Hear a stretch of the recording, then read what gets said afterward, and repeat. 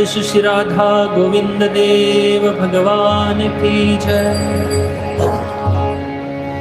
जय राधा माधव कुंज बिहारी।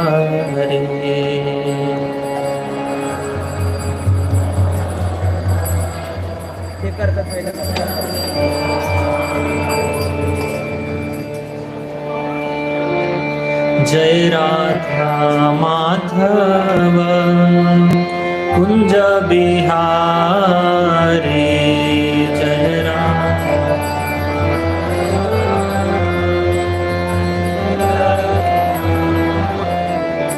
जय राधा माधव कुंज बिहारी।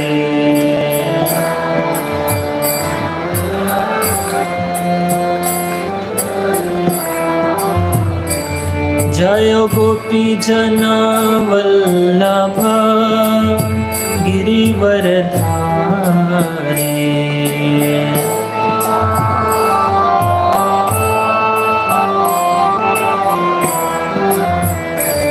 जय गोपी जन वल्लभ गिरिवरधारी।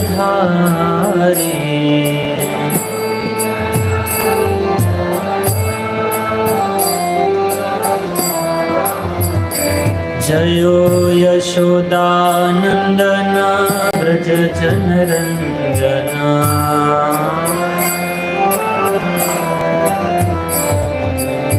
यशोदानंदन व्रज जनरंजन।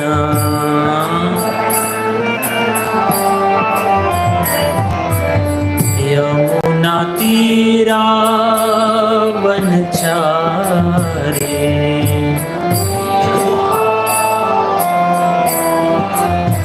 यमुना तीरा वनचारी।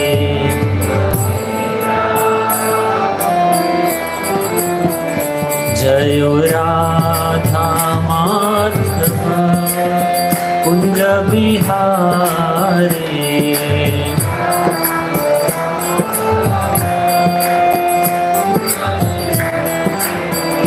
जय राधा माधव कुंज बिहारी।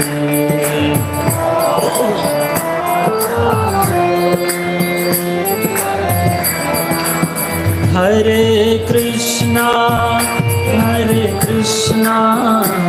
कृष्ण कृष्ण हरे हरे, हरे राम राम राम हरे हरे।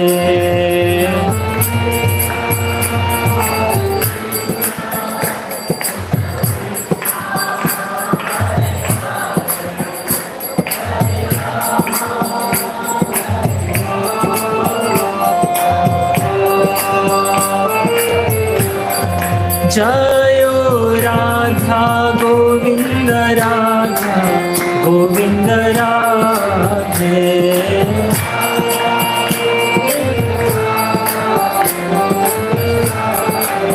जयो गौरनिताय गौरनिताय गौरनिताय जयो गौरनिताय।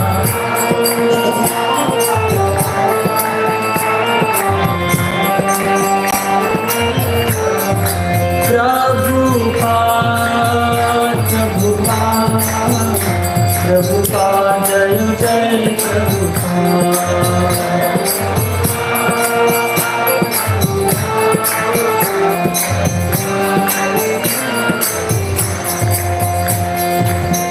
जय श्री हरिनाम संकीर्तन की जय। श्री राधा गोविंद देव भगवान की जय। ओम नमो भगवते वासुदेवाय।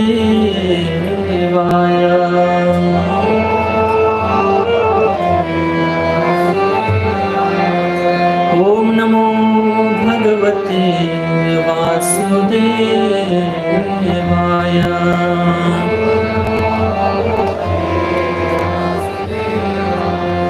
ओम नमो भगवते वासुदेवाय।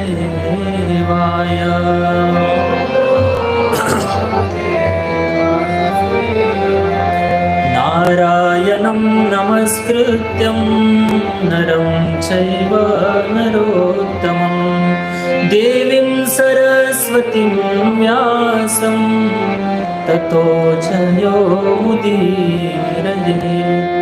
नष्टप्रायेषु अभद्रेषु नित्यं भागवत सेवया भगवती उत्तमश्लोके भक्तिर्भवति नैष्टिके। कृष्णाय वासुदेवाय देवकी नन्दनाय च नन्दगोपकुमाराय गोविन्दाय नमो नमः। दीनानि दुर्बलासि सुखराशि हरि कथा तारो भवसागरे च ऊच नीच अधिकारी। ॐ अज्ञानतिमिरन्धस्य ज्ञानाञ्जनशलाकया चक्षुरोन्मिलितं येन तस्मै श्रीगुरवे नमः। श्रीचैतन्यमनोभीष्टं स्थापितं येन भूतले स्वयं रूप कदा मह्यं ददाति स्वपदान्तिकम्। वन्देऽहं श्रीगुरु श्रीयुतः पदकमलं श्रीगुरून् वैष्णवांश श्रीरूपं साग्रजातं सहगणा रघुनाथान्वितं तं सजीवं साद्वैतं सावधूतं परिजनसहितं कृष्णचैतन्यदेवं श्रीराधा कृष्णपादां सहगणा ललिता श्रीविशाखान्वितांश।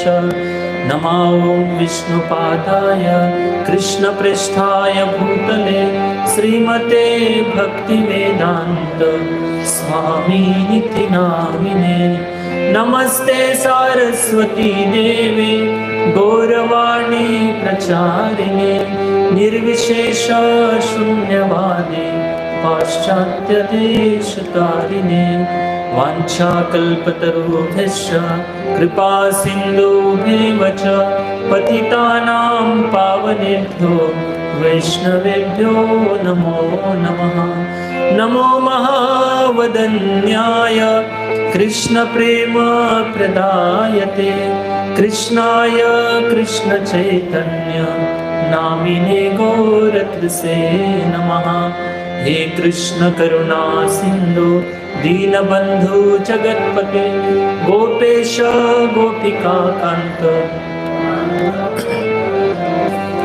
तप्त कांचन गौरांगी श्रीराधे वृंदावनेश्वरी वृषभानुसुते देवी प्रणमामि हरिप्रिये। जय श्री कृष्ण चैतन्य प्रभु नित्यानंद श्री अद्वैत गदाधर श्रीवासादि गौर भक्तवृंद। हरे कृष्णा कृष्णा कृष्णा हरे हरे हरे राम राम राम हरे हरे। हरे कृष्णा कृष्णा कृष्णा हरे राम राम राम हरे हरे। हरे कृष्णा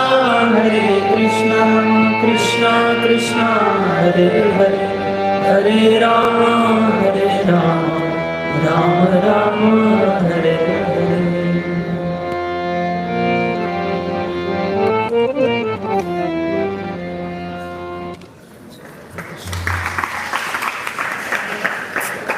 हरे कृष्णा। यहाँ पर उपस्थित सभी भक्तों का हम इस्कॉन श्री गोविंद धाम मंदिर में हार्दिक स्वागत करते हैं। तो आज का जो लेक्चर है हिंदी भाषा में होगा। जो हिंदी भाषिक भक्त है वो बैठ सकते हैं, जो मराठी समझते हैं वो तो हिंदी समझ ही सकते हैं। तो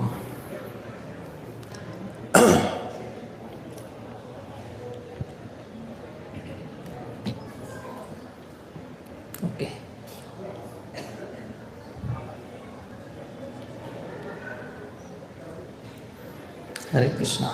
जैसे कहा जाता है कि लोग जिनको चुनते हैं, लोग जिनको चुनते हैं वो सांसद भवन में बैठते हैं, और भगवान जिनको चुनते हैं वो सत्संग में बैठते हैं। तो आप जैसे महात्मा लोग यहाँ पर सत्संग में आए हैं, इतनी बारिश होते हुए भी, और आपके जीवन का कीमती समय निकाल कर आप आए हो, इसलिए आप जैसे लोगों का, जो भगवान श्री कृष्ण भगवद गीता में कहते हैं, मनुष्यानां सहस्रेषु कश्चिद्यते सिद्धये यततामपि सिद्धानां कश्चिन् मां वेत्ति तत्वता। बहुत ऐसे दुर्लभ लोग हैं जो ऐसे सत्संग में आते हैं, बाकी लोगों को माया पकड़ के रखे। तो आप सभी का हम हार्दिक स्वागत करते हैं। और आज का जो प्रवचन का विषय है आप देख रहे होंगे स्क्रीन पर, श्रीमद् भागवत की महिमा। इस टॉपिक पर आज हम चर्चा करने वाले हैं। तो बहुत विशेष और अद्भुत ये विषय है। मुझे आशा है कि इस प्रवचन को सुनने के बाद आप सभी के मन में श्रीमद् भागवत जो ग्रंथ है इसको पढ़ने की आपकी आशा जो है, प्रेरणा जो है वो जागृत होंगी। ये 100% मैं यहाँ पर आपको कह सकता हूँ, क्योंकि ये जो विषय है बहुत महत्वपूर्ण है। तो इस प्रवचन के सत्र में हम कुछ श्लोक की चर्चा करेंगे। तो ये जो श्लोक है मेरे पीछे आपको दोहराना है। क्यों ऐसा? क्योंकि चैतन्य भागवत नाम का एक ग्रंथ है, वृंदावन दास ठाकुर जी ने लिखा है। तो उसमें वो लिखते हैं, कृष्ण तुल्य भागवत विभू सर्वाश्रय प्रति श्लोक प्रति अक्षर नाना अर्थक है। ये जो भागवतम ग्रंथ है स्वयं भगवान श्री कृष्ण के तुल्य है, उनके समान है। और इस भागवतम ग्रंथ के जो श्लोक है, कोई एक श्लोक भी पढ़ लेता है तो उसको एक अश्वमेध यज्ञ करने का फल प्राप्त हो जाता है। किसी ने किया है अश्वमेध यज्ञ? इतने जोर से हरि बोल बोले। कोई पता ही नहीं अश्वमेध यज्ञ क्या होता है।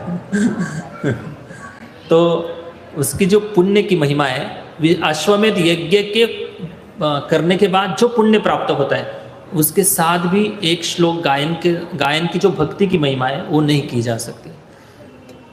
हम कलियुग के जीव हैं, हमें इस भागवतम की महिमा का बहुत दूर दूर तक पता नहीं है। अगर आप रेगुलर इस भागवत महिमा को सुनते रहेंगे तो शायद ही कुछ इस भागवतम की कृपा को हम समझ पाएंगे। तो इस श्लोक को हम पहले पढ़ेंगे, मेरे पीछे सब लोग दोहराइए। कृष्ण स्वधाम उपगते धर्म ज्ञानादिभिः सह कलो नष्टो दृशामेष पुराणर्को धुनोदितः। कृष्ण स्वधाम उपगते धर्म ज्ञानादिभिः सह कलो नष्ट दृशामेष पुराणार्को धुनोदितः। कृष्ण स्वधाम उपगते धर्म ज्ञानादिभिः सह कलो नष्ट दृशामेष पुराणार्को धुनोदितः। ओके, एक प्रभु जी में से एक कोई डिवोटी गाएंगे, उसके बाद एक माता जी। कृष्णे स्वधाम उपगते धर्म ज्ञानादिभिः सह कलो नष्ट दृशामेष।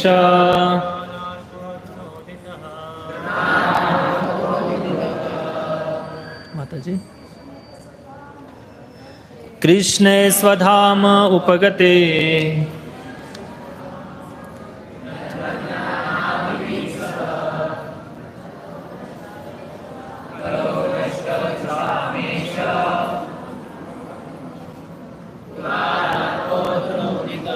ओके, भाषांतर और तात्पर्य श्रील प्रभुपाद जी के द्वारा। यह भागवत पुराण सूर्य के समान तेजस्वी है और धर्म ज्ञान आदि के साथ कृष्ण द्वारा अपने धाम चले जाने के बाद ही इसका उदय हुआ है। जिन लोगों ने कलयुग में अज्ञान के गहन अंधकार के कारण अपनी दृष्टि खो दी है, उन्हें इस पुराण से प्रकाश प्राप्त होगा। हाँ, तो ये जो श्लोक है श्रीमद् भागवतम के प्रथम स्कंद का श्लोक है। तो सूत गोस्वामी को शौनक आदि ऋषि उन्हें प्रश्न पूछा था, 6 प्रश्न पूछे थे। उनमें से सबसे जो लास्ट प्रश्न है वो प्रश्न ऐसा था कि भगवान श्री कृष्ण अपने धाम चले जाने के बाद धर्म और ज्ञान ने किसका आश्रय लिया।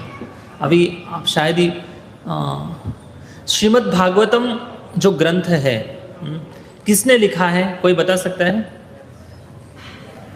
व्यासदेव जी ने। ओके, और मैं एक प्रश्न पूछता हूँ, भगवत गीता और भागवत इसमें अंतर क्या है? किसी को पता नहीं, हाथ ऊपर करिए। सबको पता है? ओके, फिर हम थोड़ा सा प्रवचन कर सकते हैं। तो सूत गोस्वामी, शौनक आदि ऋषि, ये कौन है? राजा परीक्षित महाराज, सुखदेव गोस्वामी, इन दोनों के बीच में जो डिस्कशन हुआ ये क्या है? और व्यासदेव जी ने कब भागवतम लिखा? ये 2-3 जो टॉपिक है आज के प्रवचन में स्पष्ट हो जाएगा। तो इस श्लोक का जो मीनिंग है, कृष्ण स्वधाम उपगते, जब भगवान श्री कृष्ण अपने धाम चले गए तो ये जो कलयुग है ये बहुत भयानक कलयुग आने वाला था।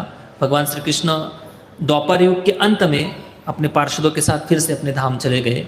उसके बाद जैसे कलयुग शुरू होने वाला था तो व्यासदेव जी ने देखा कि आने वाला जो कलयुग है बहुत ही भयानक है, और इस कलयुग के लोगों की जो दशा है ये ऑलरेडी उन्होंने भागवतम में भी लिखी है। लेकिन वो त्रिकालज्ञ थे। ऋषि मतलब त्रिकालज्ञ, जो वर्तमान, भूत और भविष्य इनके बारे में जानते हैं, उनको ऋषि कहते हैं। तो व्यासदेव जी ने आने वाले भविष्य को देखा और कलयुग इतना भयानक है, तो उन्होंने देखा कि ऐसे लोग रहेंगे कलयुग के, इसके लक्षण का भी उन्होंने वर्णन किया है। भागवतम में बहुत सुंदर श्लोक आता है। हाँ, ये श्लोक मेरे पीछे बोलिए। प्रायेण अल्प आयुषा सभ्य कलो वस्मिन् युगे जनः मंदा सुमंद मतयो मंद भाग्यायुपद्रुतः। बहुत सुंदर श्लोक है, लेकिन ये सुंदर श्लोक में हम जैसे लोगों का वर्णन हो रहा है। देखिए इसमें व्यासदेव जी लिख रहे हैं, प्रायेण अल्प आयुषः, प्रायः मतलब अक्सर इस कलयुग के लोग बहुत अल्प आयुषी होंगे। है कि नहीं? हम सब लोग अल्प आयुषी। कब हरि बोल हो जाएगा कोई गारंटी नहीं है। कोई उम्र की कोई ड्यूरेशन है ही नहीं, कभी भी कुछ भी कारण से मृत्यु आ सकती है। प्रायेण अल्प आयुषा सभ्य कलो वस्मिन् युगे जना, अक्सर इस कलयुग के जो लोग हैं बहुत ही अल्पायुषी होंगे, अन्य युगों की तुलना में बहुत अल्पायुषी होंगे। मंदः सुमंद मतयो, बुद्धि बहुत कम होगी इस कलयुग के जीवों की, और इतना ही नहीं, सुमंद, बहुत मंद होंगे उनकी मति मतलब बुद्धि। अभी आप सोचेंगे कि भाई इतने सारे एडवांस टेक्नोलॉजी आजकल आ रही है, आप लोग कह रहे हो हम मंद बुद्धि के लोग हैं। मंद बुद्धि का अर्थ यह है कि जिनकी बुद्धि आहार निद्रा भय मैथुनम च सामान्य एतत् पशुभिर्नरानाम, जिनकी बुद्धि खाने पीने सोने और इंद्रिय तृप्ति करने में लगी है, वो लोग मंद बुद्धि के लोग हैं। ये भागवतम की वाणी है। जैसे भोजन करना है, ये तो पशु पक्षी भी भोजन के लिए अपनी प्रयास कर लेते और भोजन प्राप्त कर लेते, वो भी तो सब कुछ करते हैं मनुष्य जैसा। जिनकी बुद्धि में विवेक नाम का तत्व है वो जागृत हुआ है और उनको जीवन की स्पष्टता आ गई है, हम कौन है। आजकल देखिए कलयुग के लोग सारी दुनिया की जानकारी दिमाग में रखते हैं, लेकिन खुद के बारे में ही पता नहीं। अगर पूछेंगे भाई आप कौन हो तो शरीर की पहचान बताएंगे। बहुत कम लोगों को पता है कि हम आत्मा है, और इस आत्म कल्याण के लिए हमें प्रयास करने के लिए मनुष्य देह मिला है। ये बहुत कम लोगों को पता है। इसलिए ऐसे लोगों को अक्सर कलयुग के लोगों को मंद सुमंद कहा गया है। और इनका जो भाग्य है, भाग्य भी अच्छा नहीं है। क्यों? क्योंकि इन्होंने कर्म ही अच्छे किए नहीं हैं। मंद भाग्या, भाग्य भी अच्छा नहीं उनका। और अक्सर इस कलयुग के लोग मार्ग भ्रष्ट होंगे। मार्ग भ्रष्ट मतलब जो अध्यात्म का असली मार्ग है उसको छोड़कर बाकी सारे मार्ग को बहुत प्रयास करेंगे। और उपद्रुता, इसका मतलब यह है कि बहुत झगड़ालू होंगे, छोटी छोटी बात पर झगड़े करेंगे, इतने आलसी होंगे कि रात को 12-1 बजे तक जागेंगे और सुबह 12-1 बजे उठेंगे। ये उनकी ब्रह्म मुहूर्त और सोने का टाइम है। तो ये कलयुग के जीव हैं। तो ऐसे कलयुग के जीवों के लक्षण व्यासदेव जी ने देखे। और द्वापर, त्रेता और सत्य युग, इन 3 युगों में लोग अक्सर श्रुतिधर होते थे। श्रुतिधर का अर्थ यह है कि गुरु की वाणी जब शिष्य सुनता था तो एक ही बार सुनकर वो ध्यान में रख लेता था, और इतना विस्तारित प्रवचन करने की भी ज़्यादा आवश्यकता नहीं थी। तो आपने सुना होगा कि कुछ सूत्र है शास्त्र में जिसको अलग अलग नाम से जाना जाता है, जैसे ब्रह्म सूत्र है, वेदांत सूत्र है। तो इन सूत्रों के माध्यम से एक सूत्र पढ़ा दिया शिष्य को, वो जिंदगी भर याद रखता था। और कभी भूलता भी नहीं था। जैसे जन्मादियस्य, ये एक सूत्र है। ऐसे बहुत सारे छोटे छोटे सूत्र हैं, ऐसे गुरु पढ़ा देते थे, फिर जिंदगी भर वो याद रखते थे शिष्य। लेकिन कलयुग के जीवों की दशा देखकर व्यासदेव जी ने इन शास्त्रों को लिखित स्वरूप में प्रस्तुत किया। पहले एक ही ये वेद होता था जिसका नाम था यजुर्वेद, उसके बाद उसके 4 वेद हुए, और 4 वेदों के 4 शिष्यों को जिम्मेदारी सौंपी गई और कहा कि भाई आप इसका अध्ययन करो, पठन करो, अपने जीवन में उतारो और समाज में इसका प्रचार करो। फिर बहुत सारे शास्त्र लिखे व्यासदेव जी ने। किसके लिए लिखा है? हम जैसे कलयुग के जीवों के लिए। अभी हम सीधा भागवतम में जाते हैं। भागवतम क्यों पढ़ना चाहिए? भागवतम ही क्यों पढ़ना चाहिए? बाकी सारे ग्रंथ हैं, भागवतम ही क्यों पढ़ना चाहिए? क्योंकि कलयुग जो है ना, ये इमरजेंसी पीरियड चल रहा है, इमरजेंसी टाइम चल रहा है। और इस टाइम में अगर हम सार गर्भित शास्त्र को अगर नहीं निकालेंगे तो इधर उधर निश्चित रूप से अटक जाएंगे। कैसे अटकेंगे, आगे जाकर इसकी चर्चा होगी। तो इस श्लोक को मेरे पीछे आप दोहराइए। ये जो श्लोक है श्रीमद् भागवतम का नहीं, हितोपदेश का श्लोक है, गलती से टाइप हो गया है। अनंत शास्त्रम बहुलाश्व विद्या अल्पश्च काल बहुविघ्नतांश यत् सारभूतं तद उपासनीयम् हंसो यथा क्षीरमिवाम्भुमध्यात्। हाँ, सिंपल मीनिंग इसका, अनंत शास्त्रम बहुलाश्व विद्या। व्यासदेव जी ने बहुत सारे शास्त्र लिखे हैं। 4 वेद लिखे, उसके ऊपर उपनिषद लिखा गया, महाभारत लिखा, उसके बाद 17 पुराण लिखे और संहिता लिखी, अलग अलग इतने सारे शास्त्र लिखे। इसलिए कहा गया यहाँ पर अनंत शास्त्र है, शास्त्र बहुत है। बहुलाश्व विद्या, हर एक शास्त्र के अंदर अलग अलग प्रकार की शिक्षाओं का वर्णन किया गया है। और अल्पश्च काल बहु विघ्नतांश, हम जैसे लोगों के लिए टाइम कितना है? बहुत कम टाइम है। 50-60 साल जीने की आशा है, लेकिन पता नहीं तब तक पहुंचेंगे कि नहीं हम। तो अल्पश्च काल, टाइम बहुत कम है हमारे पास और करना बहुत कुछ है। अल्पश्च काल बहु विघ्नतांश, और इसमें भी बहुत सारे विघ्न हैं। विघ्न कम है जीवन में, बताने की जरूरत नहीं, हम लोग रोज हर एक व्यक्ति झेल रहा है बहुविघ्नतांश। इसलिए सारे आचार्यों ने, गुरुजनों ने हमारे लिए यत सारभूतम तद उपासनीयम, यत सारभूतम, सारे शास्त्रों का सार जो है भगवान हरि, भगवान श्री कृष्ण की भक्ति, इसको हमें इसके शास्त्र से निकालकर हमारे सामने प्रस्तुत किया। कैसे? हंसो यथा क्षीरमिवाम्भुमध्यात्, जैसे हंस नाम का पंछी होता है, उसके सामने अगर दूध और पानी मिक्स करके देते हैं तो उसमें से वो केवल दूध पीता है। वैसे ही सार के रूप में हमारे सामने सारे आचार्यों ने इस शास्त्र को रखा है। अभी सबसे पहले कौन से शास्त्र को हमें पढ़ना है, वो है श्रीमद् भागवतम। श्रीमद् भागवतम में भागवतम ग्रंथ है, एक कॉपी दे दो। तो श्रीमद् भागवतम में 12 स्कंद है। कितने?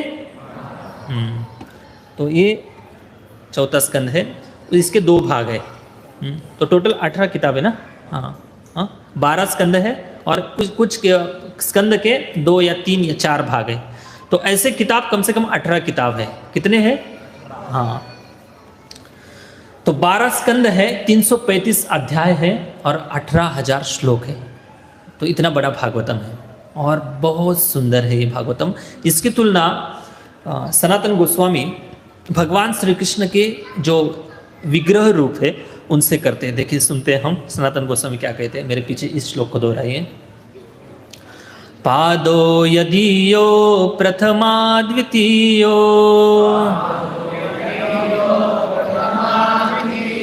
तृतीय तुर्यो कथितो यदुरु नाभिस्तथा पंचमैव सस्तो भुजन्तरं दोरयुगलं तथान्यम्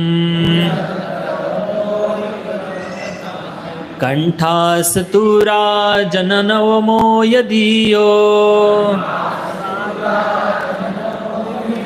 मुखारविन्दं दशमा प्रफुल्लम् एकादशो यस्य ललाटपट्टम् शिरोऽपि तु 12 इव भाति। हाँ, इसकी तुलना देखिए सनातन गोस्वामी करते। पादो यदियो प्रथमा द्वितीयो, पादो मतलब भगवान श्री कृष्ण के चरण कमल। जो श्रीमद् भागवतम के जो 12 स्कंद है उसमें से प्रथम और द्वितीय, पहला फर्स्ट और सेकंड कैंटो जो है, इसकी तुलना भगवान श्री कृष्ण के चरणों से की गई है। तृतीय तुर्यो कथिता यदूरो, तृतीय और चतुर्थ, थर्ड और फोर्थ कैंटो जो है, इसकी तुलना तीसरे स्कंद की तुलना भगवान के घुटनों से की गई है और चौथे स्कंद की तुलना भगवान के जंघों से की गई है। भुजन नाभिस तथा पंचम वसस्तो, 5वें स्कंद की तुलना भगवान के नाभि से की गई है और 6वें स्कंद की तुलना भगवान की छाती से की गई है। भुजंतरम दोर युगलम तथान्यम, 7वें और 8वें स्कंद की तुलना भगवान की जो 2 भुजाएं हैं इससे की गई है। कंठासतु राज नवमो यदियो, 9वें स्कंद की तुलना भगवान के कंठ से की गई है। मुखारविंदम दशम प्रफुल्लम, और मुखारविंद की तुलना दशम स्कंद जो है भगवान का, दशम स्कंद जो है उसकी तुलना भगवान के मुखारविंद से की गई है। एकादशो यस्य ललाट पट्टम, जो हमारे क्या बोलते हैं इसको, ललाट पट्टम, फोरहेड जो है इसकी कपोल, तो इसकी तुलना एकादश 11वें स्कंद से की गई है। सिरोपितु 12 इव भाति, भगवान की सिर की तुलना 12वें स्कंद की तुलना भगवान के सिर से की गई है। तो इस प्रकार से श्रीमद् भागवत की तुलना भगवान के अंग से की गई है। तो भगवान और श्रीमद् भागवतम इसमें कोई अंतर नहीं है। प्रभुपाद जी कहते हैं कि अगर आपको भगवान का फोटो नहीं मिल रहा है तो आप भागवतम की भी पूजा कर सकते हैं, भागवतम को भी भोग लगा सकते हैं।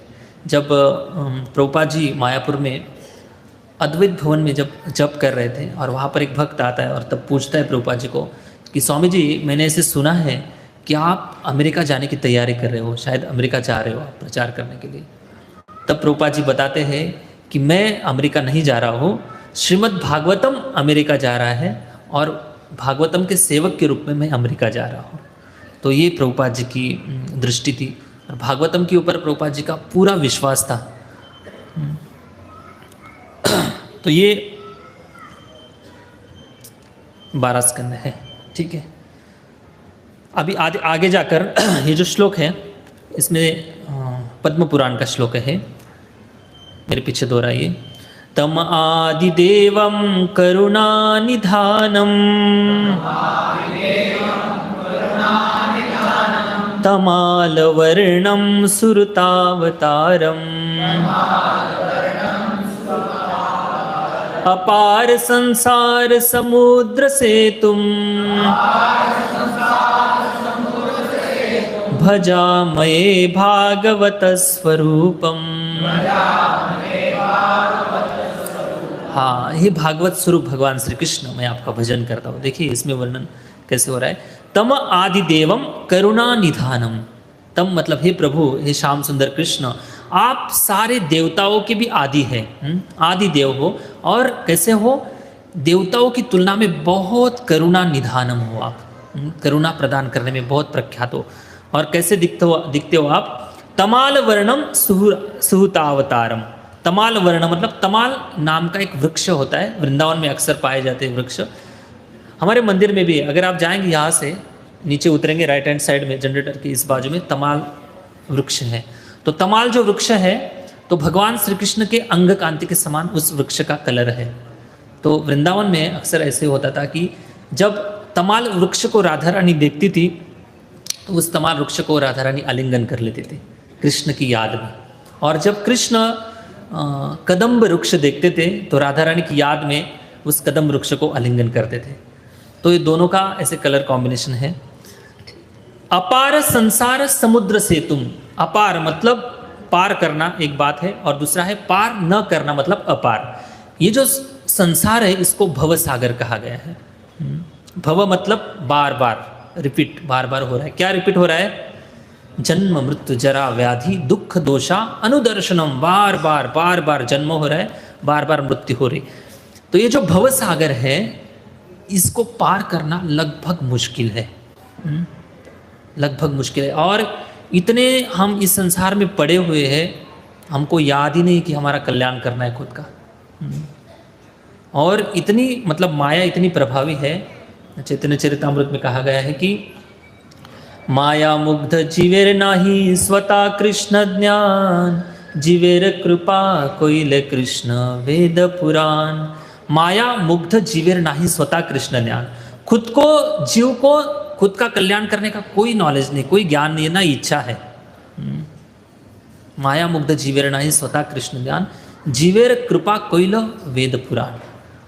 और इतने माया में मुग्ध है हम कि हमें याद ही नहीं आती भगवान की, ना हमें अपने आप का कल्याण करना है। एक बार एक व्यक्ति जेल में जाता है, बस ऐसे घूमने जाता है, कुछ काम से जाता होगा, और एक उधर कैदी मिल जाता है जो बहुत अपराध करके वहाँ पर आया था। और वहाँ पे उसको पूछते हैं वो व्यक्ति कि भाई आप कितने साल से इस जेल में हो?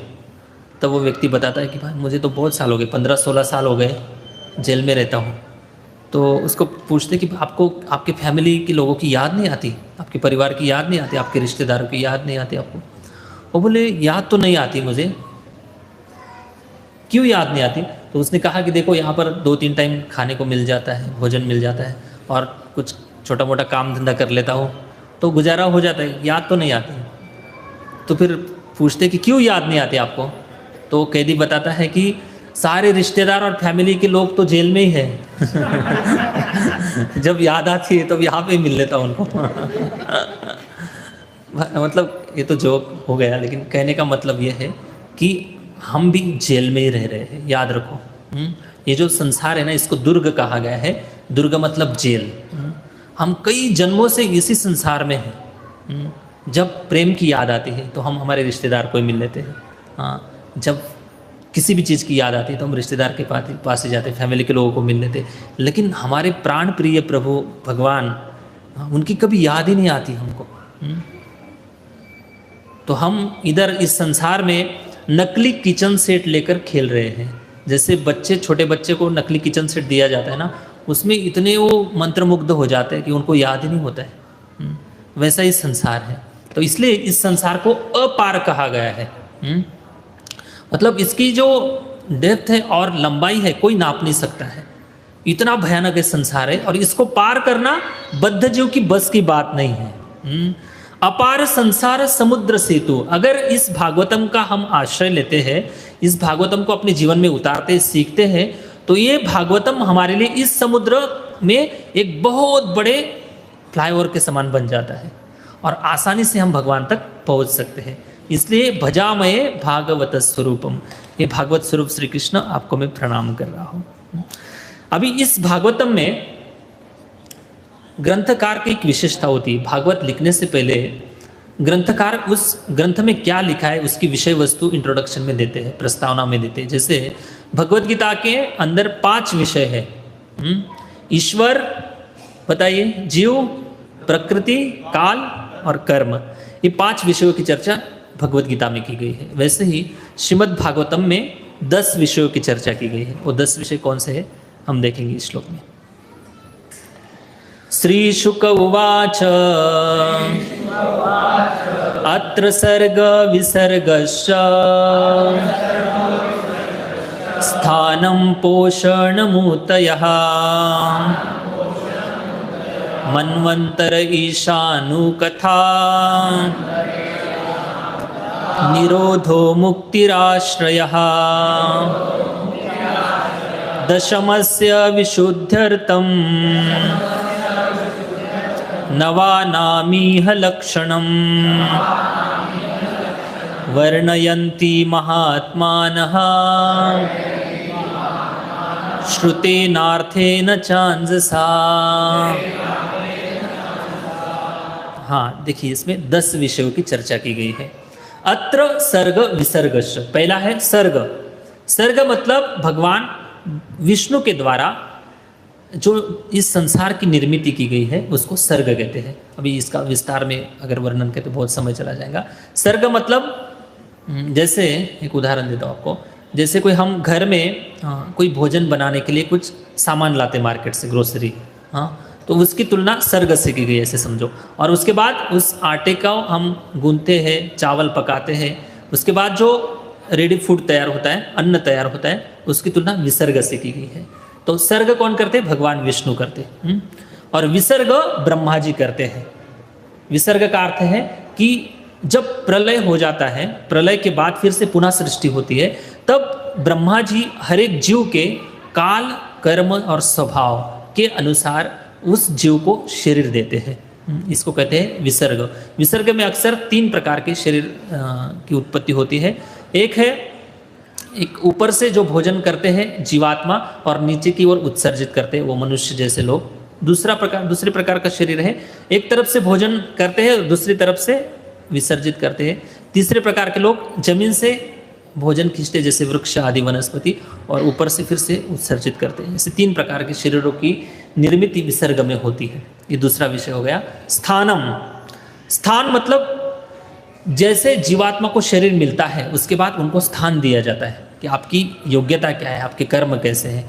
किसी को राजा बनाया जाता है, किसी को सेनापति बनाया जाता है, किसी को स्वर्ग का राजा बनाया जाता है, किसी को देवता बनाया जाता है। तो स्थान मतलब ये होता है। दूसरी बात यह है कि ये पूरे ब्रह्मांड में जो प्लैनेटरी सिस्टम है, कौन सा ग्रह कहाँ पर होगा, ये सारी निर्मिति स्थानम में होती है। पोषणम, पोषण सारे जीवों के पालन पोषण के लिए सुविधा करना। ये पालन पोषण शरीर का हो गया। दूसरा पालन पोषण है आत्मा का पालन पोषण। आत्मा किससे पालन पोषण होती है? आत्मा की भगवान की भक्ति से। तो भगवान स्वयं शरणागत भक्तों का आंतरिक पोषण करते हैं। ऊतया, ऊतया का अर्थ है ऊती। ऊती मतलब अभी निर्मित तो हो गई है, लेकिन इन सारे जीवों के कर्म करने की जो प्रेरणा है ये गुणों के माध्यम से होती है।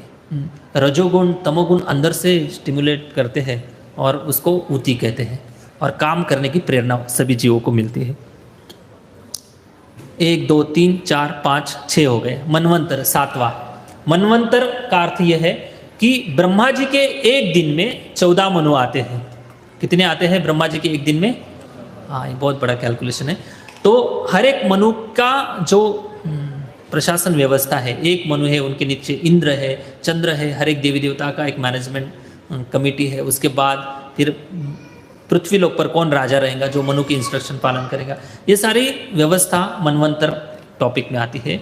ईश आनुकथा, भागवतम में ईश आनुकथा ये बहुत महत्वपूर्ण टॉपिक है। भागवतम में कई भगवान की लीलाओं का वर्णन है। तो सारे अवतारों की, ईश मतलब ईश्वर की कथा और उनके भक्तों की कथा ये भागवतम में वर्णन है। निरोधो, निरोध का अर्थ होता है प्रलय। सृष्टि के बाद फिर से प्रलय होता है, ये भी याद रखना है।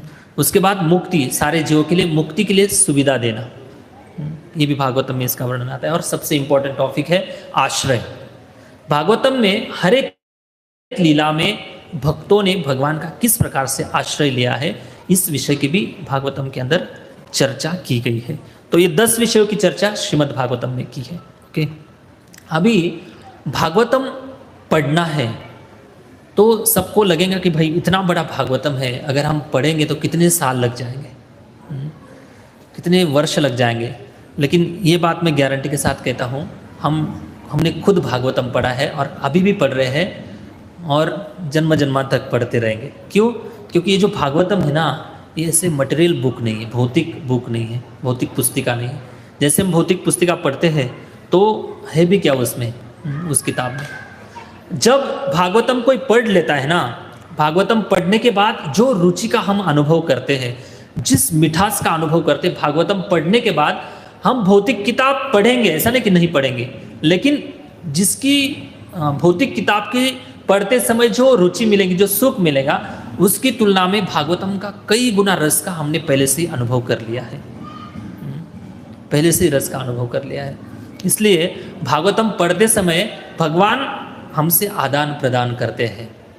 हर एक श्लोक में आनंद का अनुभव होता है, हर एक श्लोक में सुख का अनुभव होता है, क्योंकि ये जो ग्रंथ है ये अपौरुषेय ग्रंथ है। हम जैसे बद्ध जीवों ने लिखे हुए नहीं, और ऐसे ही लिखे हुए नहीं, स्व अनुभव अखिल श्रुति सारमेकम, खुद उन्होंने अपने जीवन में उतारा है, अनुभव किया है, तब जाकर उन्होंने लिखा है। तो देखिए सनातन गोस्वामी भागवतम सुनकर पढ़कर उनके क्या उद्गार निकलते हैं, देखिए। तदेव रम्यम रुचिरम नवम नवम,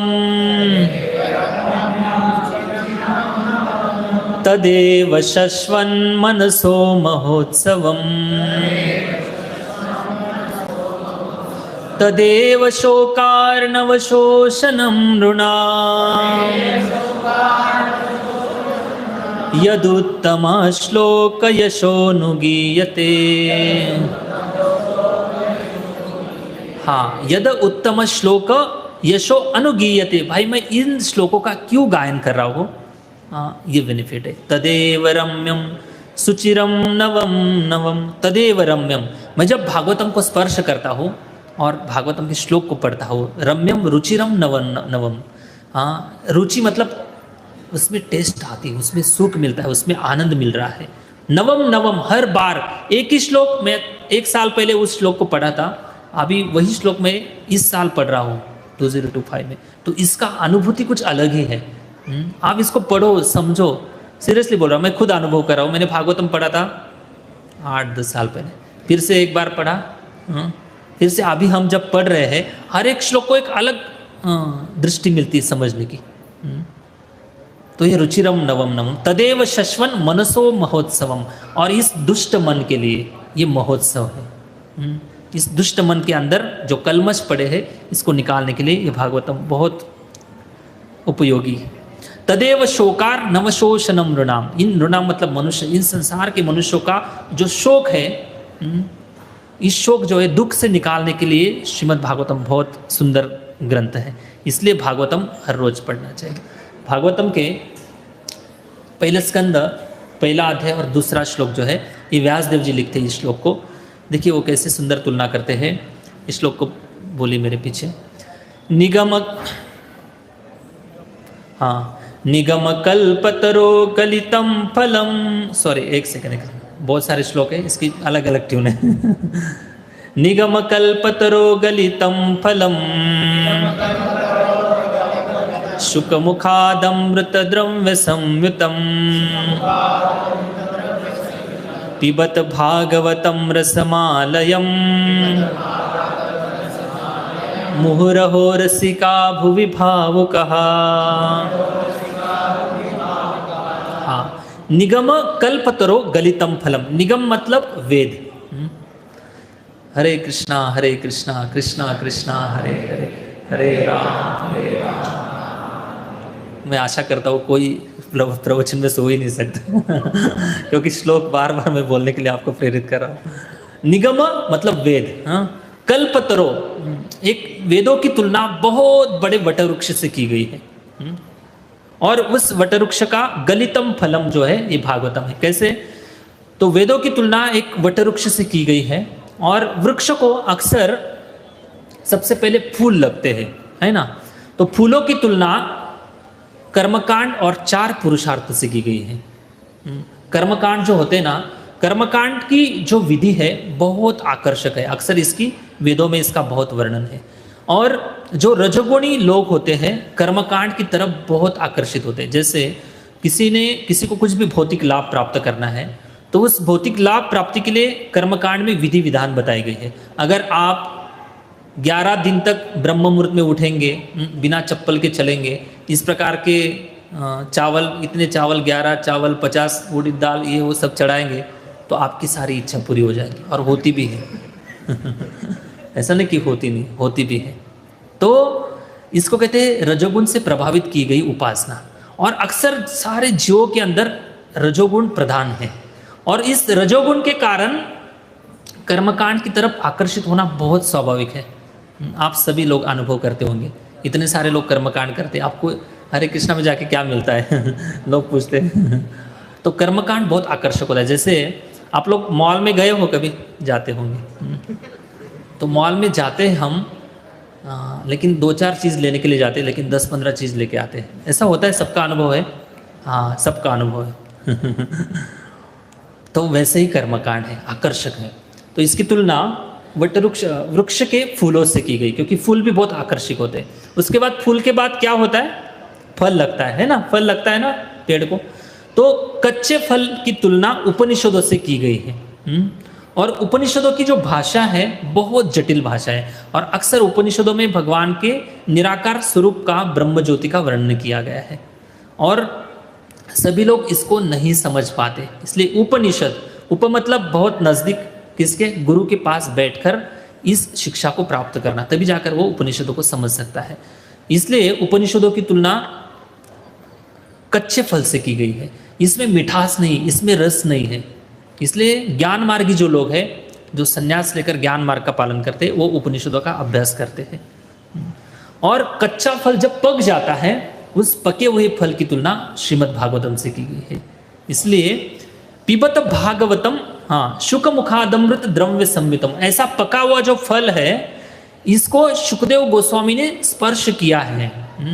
हमने देखा होगा, आप सभी ने अनुभव किया होगा, अगर जो आम है, जिस आम को तोते ने खाया है, वो आम सबसे मीठा होता है ना।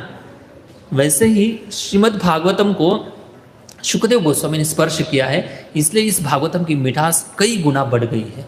शुक मुखादमृत द्रव्य संवितम पिबत भागवतम रसमालयम, ये रसम आलय है, ये रस है। भागवतम मतलब रस है इसके अंदर। हाँ, पका हुआ फल है। और इसमें जैसे किसी आम को कभी देखा है आपने? गुठली नहीं अंदर नहीं देखा है, लेकिन भागवतम ऐसा ग्रंथ है, केवल पीते रहो, केवल पीते रहो। और कैसे पीना है? कानों से पीना है। पिबत भागवतम रसमालयम मुहुरहो रसिका भुवि भावुका, ऐसे रसिक गण आप सभी को मैं आमंत्रित करता हूँ इस भागवतम पढ़ने के लिए। ये व्यासदेव जी लिख रहे हैं। हरे कृष्णा। अभी भागवतम में व्यासदेव जी पहले स्कंद के पहले अध्याय में और दूसरे श्लोक में एक धर्म को बाहर निकालते हैं। भागवतम की एंट्री करने से पहले एक धर्म को वर्ज्य करते हैं। जो लोग इस धर्म को वर्ज्य करेंगे अपने लाइफ में, तभी जाकर भागवतम की मिठास का अनुभव होगा। और वो कौन सा धर्म है देखेंगे। हाँ, धर्म प्रोजित कैतवोत्र परमो निर्मत्सराणां सताम् वेद्यम वास्तवमत्र वस्तु शिवदम् तापोत्रयोन्मूलनम्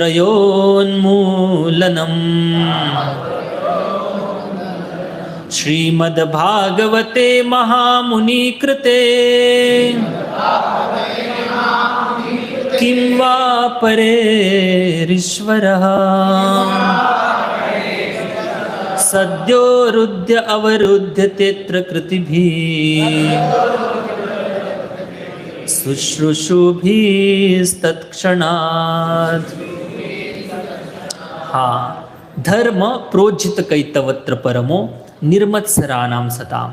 क्योंकि अक्सर इस संसार में जो भी धर्म पालन किया जाता है वो मत्सर से प्रेरित होता है। मतलब ईर्ष्या है उसके अंदर, द्वेष है उसके अंदर, सुख भोगने की इच्छा है उसके अंदर। और वो धर्म कौन सा है? प्रोज्झित कैतवत्र धर्म। कैतव धर्म, कैतव मतलब फंसाने वाला धर्म है, इसमें कल्याण नहीं होने वाला। और वो धर्म कौन सा है? धर्म, अर्थ, काम और मोक्ष, इसको वर्णाश्रम कहा गया। इस वर्णाश्रम को लोग बहुत गर्व से पालन करते हैं, लेकिन भागवतम इसको बाहर निकाल रहा है। धर्म किस लिए करना है? अर्थ प्राप्ति के लिए।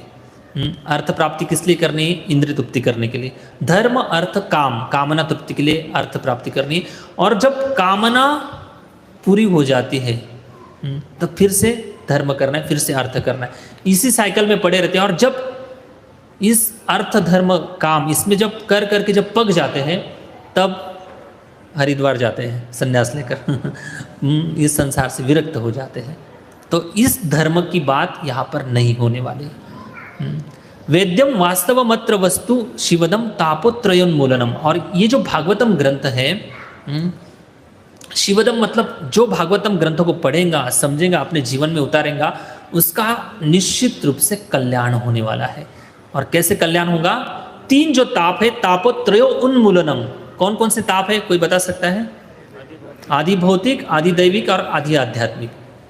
ये बहुत विस्तारित इसका वर्णन है। ये हमेशा हमेशा के लिए इससे छुट्टी हो जाएंगी। श्रीमद् भागवते महामुनि कृते किम वा परेरीश्वरः। और ऐसे महामुनि जो है व्यासदेव, जिन्हें श्रीमद् भागवतम लिखा है, और अन्य शास्त्र पढ़ने की क्या आवश्यकता है? किम वा परेरीश्वर।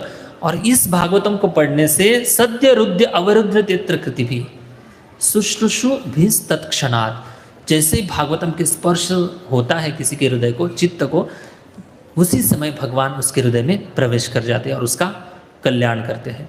अभी इस धर्म को तो वर्ज्य कर दिया, फिर कौन से धर्म का पालन करना है इस श्लोक में देखेंगे। ये भागवतम के पहले स्कंद का दूसरा अध्याय और 6वां श्लोक है। जो सूत गोस्वामी और शौनक आदि ऋषि इनके बीच में जो चर्चा हुई थी, उस चर्चा में पहला जो प्रश्न था उसके उत्तर के रूप में ये श्लोक बताते हैं सूत गोस्वामी। ठीक है। सवै पुंसाम परो धर्मो यतो भक्तिर अधोक्षजे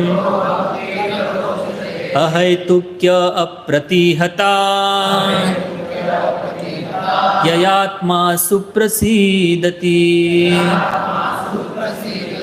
हाँ, देखिए सिंपल मीनिंग है। सवै पुंसाम परो धर्म। पुंसाम इस संसार के लोगों के लिए ऐसे धर्म बता रहे व्यासदेव जी।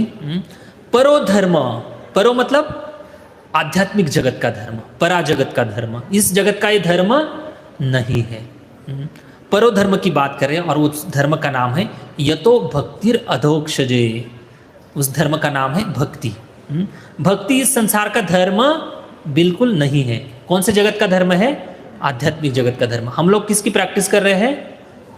प्रैक्टिस इस संसार में आध्यात्मिक जगत की कर रहे हैं, और आगे जाकर किसी ना किसी जन्म में हम उधर जाकर उसका परफॉर्मेंस करेंगे भगवान के साथ। तो वो आध्यात्मिक जगत के धर्म की बात कर रहे हैं। और कैसा पालन करना है धर्म? अधोक्षज भगवान है, हमें भगवान दिखाई नहीं देते। क्यों? क्योंकि हमारी वो दृष्टि नहीं है, उस योग्यता की हम अभी तक बने नहीं हैं। तो ऐसे भगवान की जो भक्ति है अधोक्षज, अधोक्षज भगवान, और उन्होंने दिए हुए शास्त्र और हम, इनमें कितना गैप है? बहुत गैप है। जीवात्मा को कोई लेना देना नहीं है भगवान के बारे में, और भगवान को भी अक्सर अपने धाम में रहने की इच्छा है। तो इन दोनों का जो गैप है, जनस्य कृष्णात् विमुखस्य दैवात्, इस प्रकार से गुरु जो होते हैं वो दोनों को नज़दीक लेकर आते हैं। भगवान को आध्यात्मिक जगत से यहाँ पर लेके आते हैं, और हम जैसे जीवों को, माया में भटकते हुए जीवों को मंदिर ले आते, फिर नज़दीक कर देते दोनों को, है कि नहीं? तो ऐसे गुरु का काम होता है। जनस्य कृष्णात् विमुखस्य दैवात् अधर्मशीलस्य सुदुःखितस्य। सारे जीव अधर्म के मार्ग में लगे हैं और जीवन में दुख कम से कम करना है और सुख बहुत बढ़ाना है, इसी स्पर्धा में लगे हुए हैं। तो इसलिए इन जीवों के लिए भक्ति का जो धर्म है ये धर्म व्यासदेव जी यहाँ पर बता रहे हैं। और कैसे करना है? अहेतु की अप्रतिहता, कोई हेतु नहीं रखना है, केवल कृष्ण की प्रसन्नता के लिए भक्ति करनी है। अहेतु की और अप्रतिहता का अर्थ है कि अखंडित रूप से भक्ति करनी है। ऐसा नहीं कि एकादशी के दिन 16 माला कर ली, फिर बाकी दिन हरि बोल, माला किधर है, दूसरी एकादशी कोई ढूंढनी है, ऐसा नहीं। हर दिन माला करनी है, हर दिन भगवान की भक्ति करनी है ना। हम लोग ब्रेकफास्ट करते रोज, सुबह उठकर भूख लगती है सबको, लंच करते हैं, डिनर करते हैं, कभी कभी 4-4, 5-5 बार भी खा लेते। हाँ, तो इस शरीर का भोजन हम हर रोज कर रहे हैं, लेकिन आत्मा का भोजन किसी को याद नहीं। आत्मा का भोजन क्या है? तो वो आत्मा का भोजन है भक्ति। तो भक्ति करने के लिए अहेतु की और अप्रतिहता, अखंडित रूप से भक्ति करनी है। तो अखंडित रूप से भक्ति करने के लिए बहुत इंस्पिरेशन, बहुत प्रेरणा लगती। तो सबसे पहले गुरु के सानिध्य में आना है, भक्तों के संगति में आना है, और जहाँ पर भक्ति करने के लिए अनुकूल वातावरण है, उस वातावरण को जीवन में धारण करना है और कभी छोड़ना नहीं है। तो अहेतु की अप्रतिहता, अखंडित रूप से भक्ति करनी। अक्सर भक्ति करते करते डिस्करेज हो जाते हैं। तो भक्ति कैसे करनी, एक उदाहरण से समझते हैं। एक गांव में 8:30 तो बज गए प्रवचन बहुत लंबा है और 2-3 क्लास हो जाएंगे तो एक गांव में एक साधु रहते थे, और वो साधु का नाम था,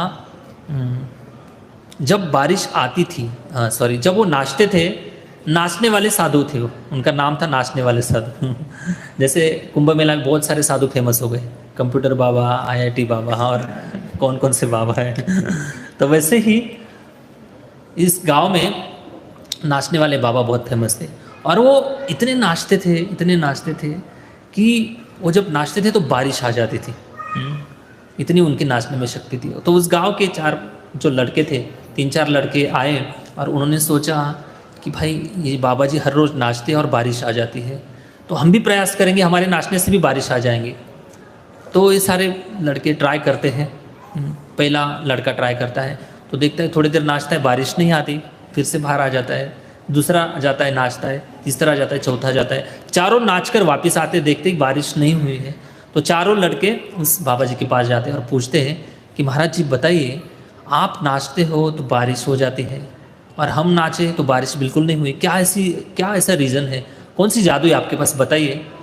तो बाबा जी बताते कि देखो भाई, मेरे पास कोई जादू नहीं है, लेकिन 2 बातें बहुत महत्वपूर्ण बताते हैं। पहली बात बताते हैं कि जब मैं नाचता हूँ, मतलब नाचना शुरू करता हूँ, तो टाइम नहीं देखता हूँ। जब मैं नाचना शुरू करता हूँ तो टाइम नहीं देखता हूँ। और दूसरी बात बताई कि तब तक मैं नाचता हूँ जब तक बारिश नहीं होती है तो ये 2 बातें उस साधु ने उन लड़कों को बताई, बच्चों को बताई। तो इसका मीनिंग ये है कि भक्ति करते समय कभी टाइम नहीं देखना चाहिए। कितने समय से हम भक्ति कर रहे हैं, अभी तक भगवान के दर्शन नहीं हुए। भक्ति करते रहनी चाहिए। किनको देखकर? जिन्होंने भगवान का दर्शन किया है, उनसे प्रेरणा लेकर भक्ति करते रहना चाहिए, कभी स्टॉप नहीं करनी भक्ति। और कब तक भक्ति करनी है? जब तक भगवान प्राप्त नहीं होते तब तक भक्ति करनी। तो इसको कहते हैं अखंडित रूप से भक्ति। अगर हम ऐसी भक्ति करेंगे तो निश्चित रूप से भगवान की प्राप्ति हो जाएगी। अभी टॉपिक थोड़ा चेंज हो जाएगा, लेकिन 8:35 लगभग हो गए हैं। तो इस टॉपिक को अगर मैं शुरू करूँगा तो बहुत टाइम चला जाएगा, तो हम यहाँ पर रुकते हैं। किसी को कुछ प्रश्न है? शायद ये टॉपिक अधूरा रह गया, मुझे भी नहीं पता था इतना टाइम लग जाएगा, लेकिन भागवतम कभी हम चर्चा करेंगे फ्यूचर में। बहुत सुंदर आगे जाकर कथा है कि कैसे सूत गोस्वामी और शौनक आदि ऋषि, इनके नैमिषारण्य में जो चर्चा होती है वो एक चर्चा का एक विषय है। और सुखदेव गोस्वामी व्यासदेव जी से कैसे भागवतम सीखते हैं, ये एक बात है। और व्यासदेव जी ने उसके बाद नैमिषारण्य की कथा के बाद कैसे भागवतम लिखा सारे जीवों के कल्याण के लिए। व्यासदेव जी कैसे असंतुष्ट थे, ये 3 टॉपिक अलग अलग है। तो इसकी चर्चा कभी आगे जाकर करेंगे। हरे कृष्णा। कोई प्रश्न है किसी के?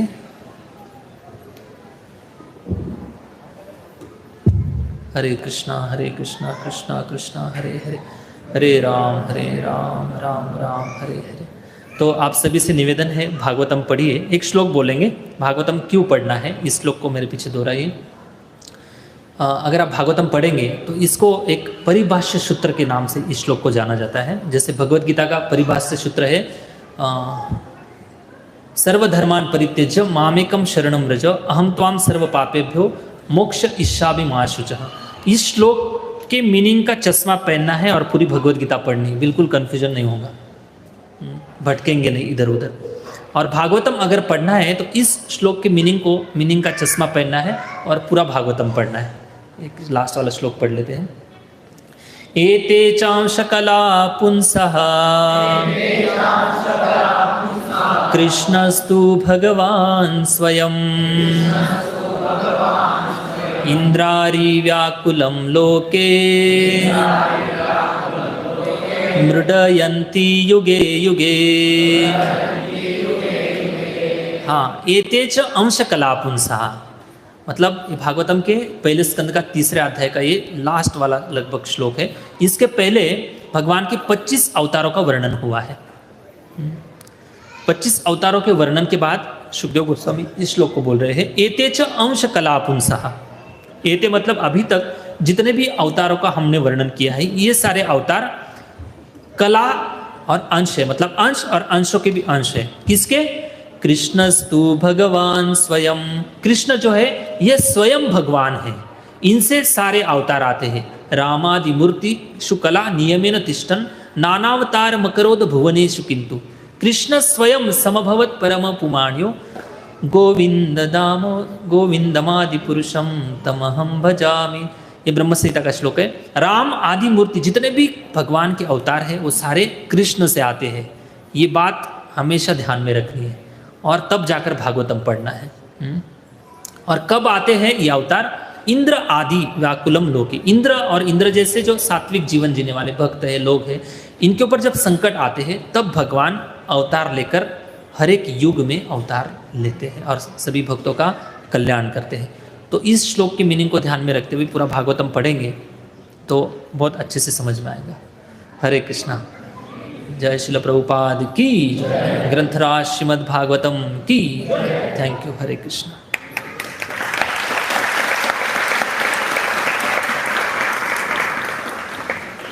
तो थैंक यू, आपने इतना मुझे धन्यवाद दिया। तो ये धन्यवाद जो है एक्चुअली मेरी कोई योग्यता नहीं, और भी बहुत इसमें इतने गहरा अध्ययन है। हमने भक्ति वैभव नाम का कोर्स किया था, उसमें से ये थोड़ी सी प्रथम स्कंद की बात है, ये सीखी है, वही आपके सामने प्रस्तुत किया है। मेरा खुद का रियलाइजेशन नहीं, लेकिन हर दिन मैं इसको प्रैक्टिस करता हूँ, समझता हूँ, सीख रहा हूँ। मैं भी एक साधक हूँ। प्रभुपाद जी की कृपा से इस भागवतम की रस का आस्वादन करने का प्रयास कर रहा हूँ। Thank you. हरे कृष्ण। हरे कृष्ण। हरे कृष्ण। आए हुए सभी भक्तों का श्री गोविंद धाम में इस हफ्ते के साप्ताहिक सत्संग में हार्दिक स्वागत है। तो आज श्रीमद राघव रंजन प्रभु ने आज भागवतम के फर्स्ट कैंटो का क्रैश कोर्स ले लिया हमारा, और आगे भी प्रभु जी जब मार्गदर्शन करेंगे तो भागवतम के ऊपर ही और डिटेल में बताएंगे। प्रभु जी 15 से ज़्यादा साल इस श्री गोविंद धाम से जुड़े हुए हैं और यहाँ पूर्ण समय ब्रह्मचारी रूप में सेवा कर रहे हैं। उसके साथ साथ प्रभु जी क्वींस टाउन तथा केवड़े ग्राम में सत्संग कार्यक्रम के लिए